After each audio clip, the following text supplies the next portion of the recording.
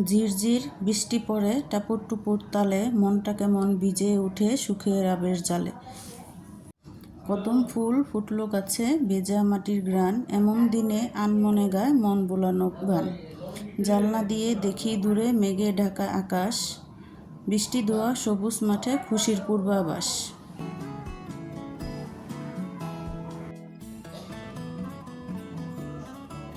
আসসালামু আলাইকুম। আজকে আমি বিফ হান্ডি রান্না করব। তো এখানে আমি গুঁড়ো মশলা, বাটা মশলা সব কিছু গুছিয়ে নিলাম। এখানে আমি 2 কেজি গরুর মাংস হাড় সহ নিয়েছি, চর্বি সব সহ।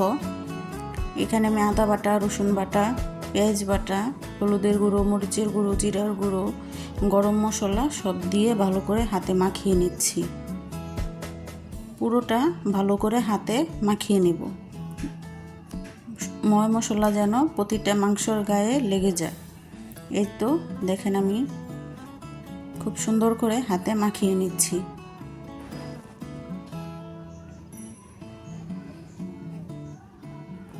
এখন আমি কিছুটা তেল এখানে দিচ্ছি, আর বাকি তেলটা আমি পাতিলে দিব। এই যে আমার মাটির পাতিলটা, এই পাতিলটা আমি কিভাবে প্রসেসিং করেছি ওইটা আজকে শেয়ার করলাম না। তো এখানে আমি সরিষার তেল আর কিছুটা সয়াবিন তেল দিয়ে পাতিলের নিচে ভালো করে ঘুরিয়ে নিচ্ছি। এখানে কোনো পানি অ্যাড করব না।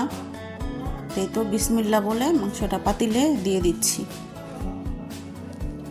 কিছুটা রসুন আমি দিয়ে দেব, আলাম রসুন দিলাম। তার উপর আবার আরেক লেয়ারের মাংসটা দিয়ে দিচ্ছি।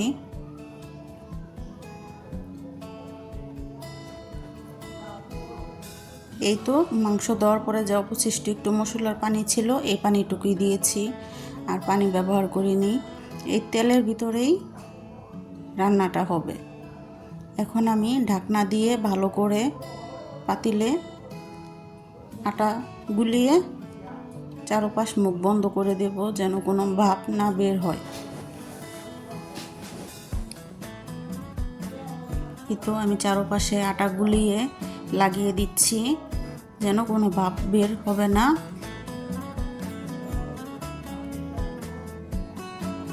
রান্নাটা যতক্ষণ করব ঢাকনা খুলব না, রান্নাটা শেষ হয়ে গেলে তারপর আমি ঢাকনাটা খুলব।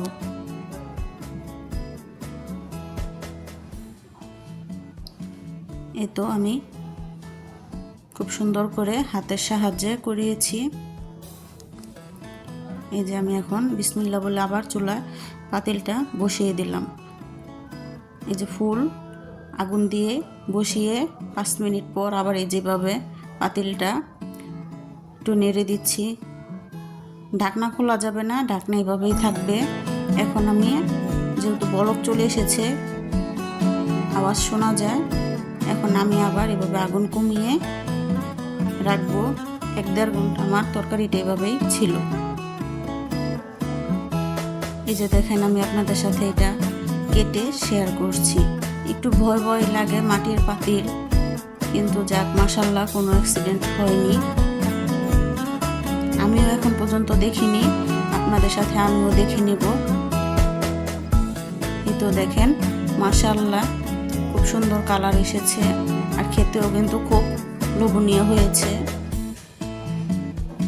এখন আমি চারপাশে চাকু দিয়ে আটাটা পরিষ্কার করে নিচ্ছি, যেন পাতিলের ভিতর না পড়ে যায়।